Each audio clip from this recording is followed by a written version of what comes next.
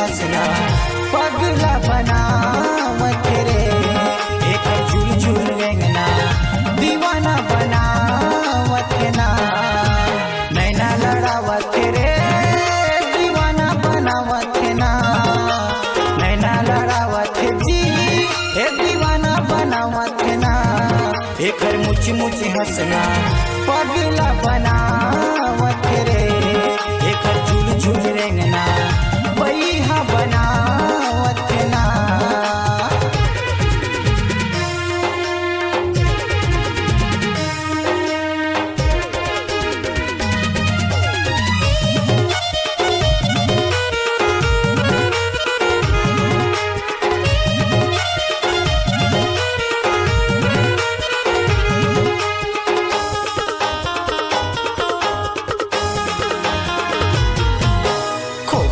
खोचेरे चंपा चमेली मटकत रेंगे हाय रंग रेली, जे जीजा धोते ती पाछू माया थे छोड़ के अपन संगी सहेली।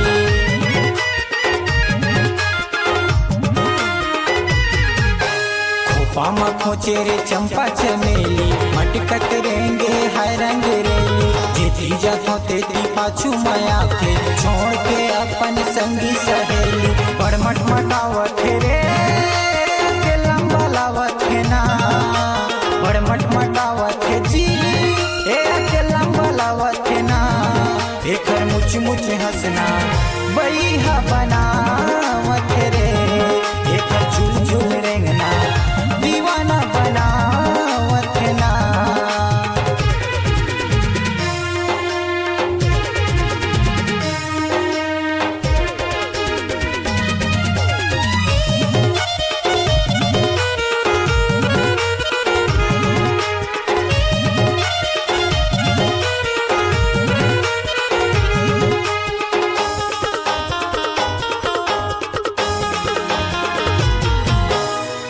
के पैरी हा बाजे रे छम छम, सात सुर के निकले सरगम, कैसे बनाए हैं लव विधाता देखते रहते हर पल हर दम।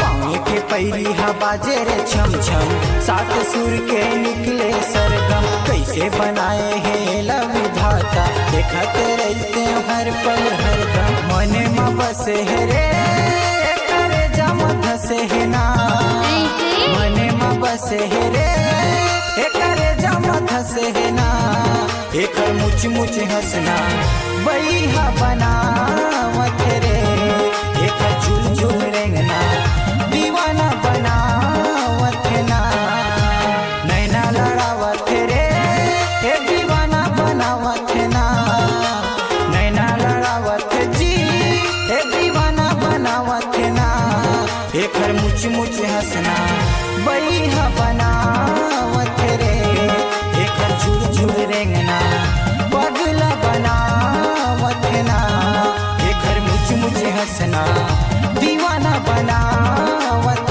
रे, एक झूल झूल रेंगना बैहा बनावत ना।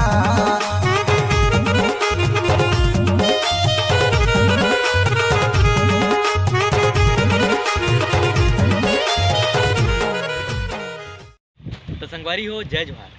मोर इसने नया नया वीडियो देखा बार मोर चैनल सीजी किंग आयरन भरा 2 आज सब्सक्राइब करूँ, लाइक